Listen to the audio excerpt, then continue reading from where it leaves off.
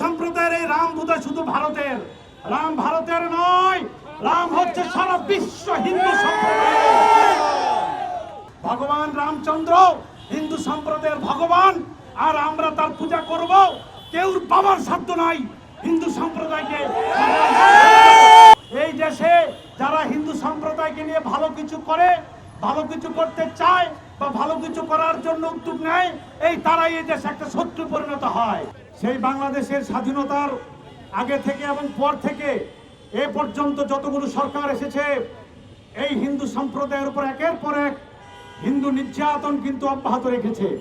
তা আমরা মনে করেছিলাম যে দীর্ঘদিন পর যেহেতু একটি সরকার বদল হয়েছে, এবার হিন্দু সম্প্রদায়ের দুঃখ দুর্দশা কিছুটা হলেও কমবে।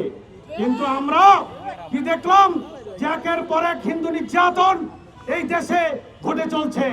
আমরা ভেবেছিলাম যে আমরা 1-1.5 বছর পর্যন্ত কোনো আন্দোলন যাতে আমাদের করতে না হয়, আমরা রাজপথে নামবো না।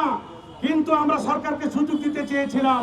কিন্তু আমরা কি দেখলাম যে ভগবান শ্রী রামচন্দ্র, যিনি মর্যাদা পুরুষোত্তম, প্রভু রামচন্দ্র যিনি শান্তির প্রতীক, সেই শান্তির প্রতীক হিন্দু সম্প্রদায়ের ভগবান রামচন্দ্র, তাকে নিয়ে আজকে ঈর্ষান্বিত ভাবে বিভিন্ন কর্মকাণ্ডে দেশে ঘটানো হচ্ছে।